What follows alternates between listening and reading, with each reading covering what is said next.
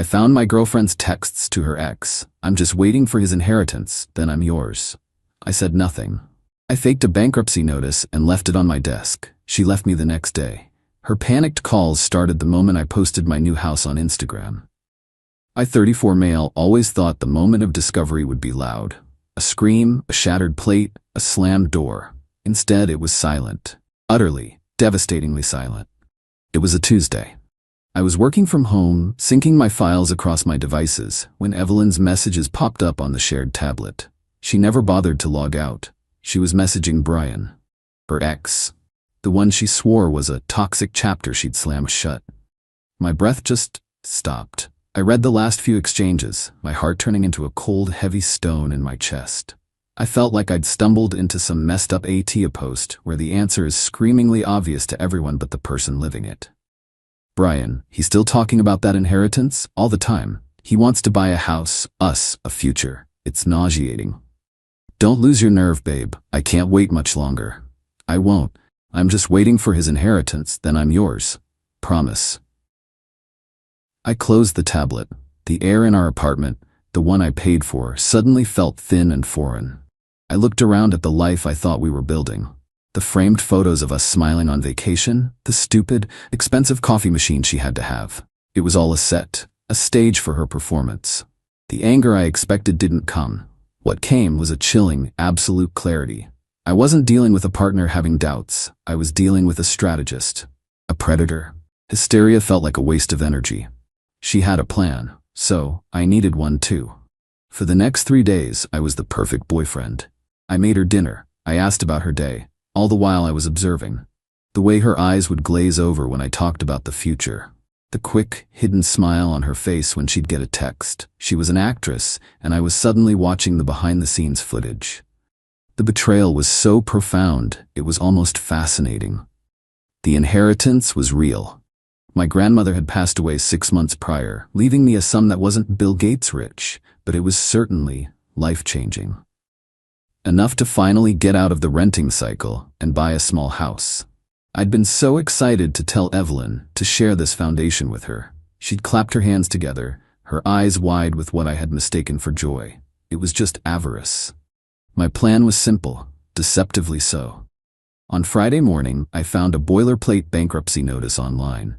It looked official enough. I spent 20 minutes with a fine-point pen, filling in my name, forging a case number, adding the letterhead of a fictitious law firm.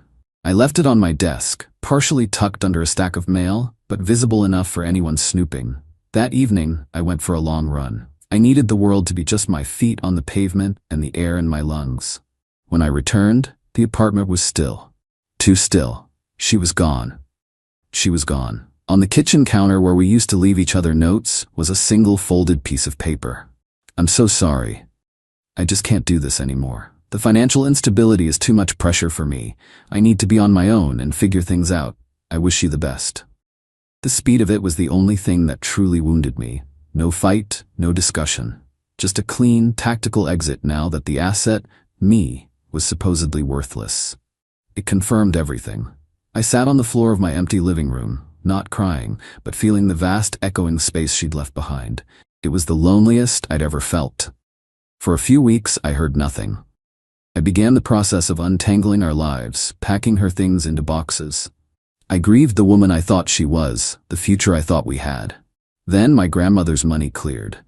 The house I'd been looking at, the one I'd imagined her walking through, was still on the market. A modest 2-bedroom with a porch and a small, overgrown yard. It wasn't our house anymore. It was my sanctuary. As a cash buyer, I was able to fast-track the closing. It still took just under 3 weeks of navigating inspections, titles, and paperwork, but in the world of real estate, it felt like lightning speed. Last night, I drove to my new home for the first time as its owner. The air smelled like cut grass and possibility. I took a picture. Just me, sitting on the top step of the porch, holding a single key. The caption was simple, "New beginnings." I didn't tag a soul. I just let it float out into the ether. It took 7 minutes. My phone screen lit up, Evelyn, an incoming call. I ignored it. It lit up again, Evelyn. Then a text, then another call, then a call from a number I didn't recognize. I let it go to voicemail. It was Brian. My phone buzzed incessantly for the next hour. A flurry of panicked, confused, and increasingly angry messages. I didn't answer. I just sat on my porch, took a sip of beer, and watched the sun go down on my new life. The storm had arrived right on schedule. Update. The calls and texts didn't stop. They became a kind of frantic background noise to the tasks of moving.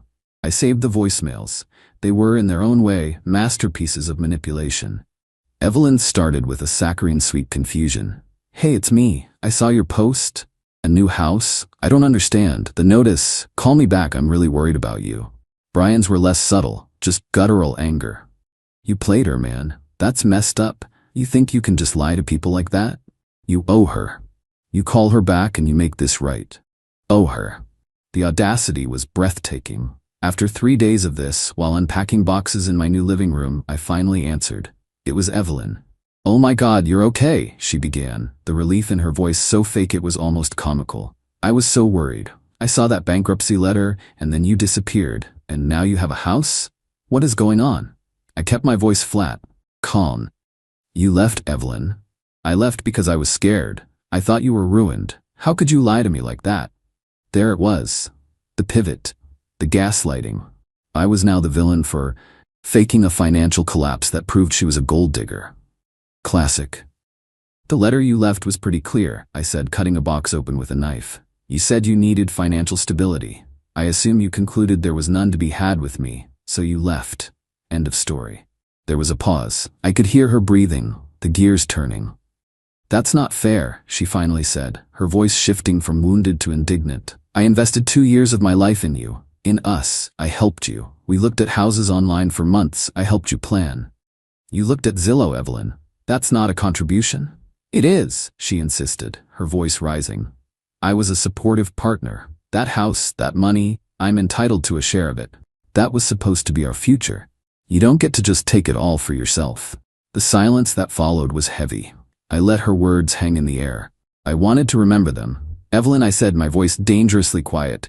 I saw the texts. To Brian. Complete silence. Not even a breath. For a full 10 seconds. Then the explosion. A torrent of excuses. It wasn't what it looked like. He was just an old friend. I was being insecure and pushing her away. She was just confused. She was keeping her options open because I was being distant. "You were waiting for my inheritance," I stated. It wasn't an accusation. It was a fact. "Then you were his." She hung up. An hour later, the notification started on my Instagram post. "Brian, this guy is a liar and a manipulator," he commented. "Don't believe anything you see." And another, "Enjoy the house you stole from her." My friends started texting me, confused. "Is everything okay?" I didn't reply to them yet. I just deleted Brian's comments and blocked him. Then came the text from Evelyn, the escalation I was waiting for. "Tabat," I almost laughed when I read it. "I'm talking to a lawyer. I'm going to sue you for my share and for the emotional distress you caused me by lying. You'll be hearing from my attorney." I read the text, and for the first time, a real smile touched my lips. It was perfect. She was so blinded by her own greed she couldn't see the hole she was digging. I spent the rest of the evening setting up my new Wi-Fi and methodically removing her from every account we shared. Netflix, Spotify Premium, Amazon. A digital exorcism. Each click of the mouse felt like a small, satisfying victory. The last thing I did before bed was call my old landlord about the apartment. I needed to get my security deposit back. All $2,850 of it. Update: the official-looking envelope arrived in my new mailbox. She'd actually done it. Evelyn had filed a small claim suit against me for $5,000. I read the filing, standing in my sun-drenched kitchen. The sheer nerve was almost admirable. The claim listed compensation for services rendered in financial and future planning, and emotional damages resulting from deceptive and manipulative practices. She was framing my quiet little test as a malicious scheme to emotionally torture her. But that wasn't the only problem. My old landlord had called me back, his voice thick with apology. The $2,850 security deposit had already been paid out. To Evelyn. Since her name was still on the lease when it ended, she'd gone to the management office the day after I moved out, claimed I'd agreed to let her handle it, and signed the paperwork. The landlord said it was now a civil matter between me and her. Of course it was. My pain had now completely solidified into purpose. This was no longer just about a broken heart, it was about holding people accountable for their actions. My response was methodical. First, the small claims suit. I didn't need a lawyer. The truth was my best weapon. I started a file. In it went a printout of her breakup note. Then, printouts of the text messages between her and Brian. I highlighted the key phrases. I'm just waiting for his inheritance. And I need financial stability. The narrative was clear, and I was merely the editor.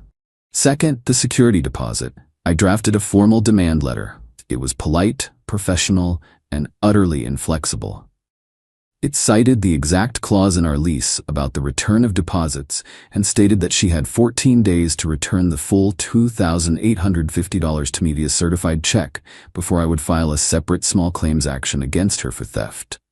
I sent it via certified mail and emailed her a copy for good measure. The real confrontation came out of nowhere. I was leaving my office building downtown when I heard my name being shouted. It was Brian, jogging towards me across the plaza, his face a mask of self-righteous fury. "We need to talk," he said, getting right in my personal space. He was bigger than me, an intentional act of intimidation. "We have nothing to talk about," I said, not backing down. "You're gonna make this right with Evelyn. You humiliated her. You're a psycho. You know that? Playing games like that." "The only game," I said calmly, "was the one she was playing with me, for money." He scoffed. "She invested years in you. You owe her something." "The only thing anyone owes," I said, looking him dead in the eye, "is my $2,850 security deposit, the one my ex-SO took." A smirk played on his lips. He leaned in, his voice low and mocking. "She said you told her she could have it for her troubles. Who do you think a landlord is going to believe?" His response told me everything. He wasn't just aware of it, he was proud of it. They had coordinated their story. "Thanks, Brian," I said, a genuine note of gratitude in my voice. "That's a very interesting perspective."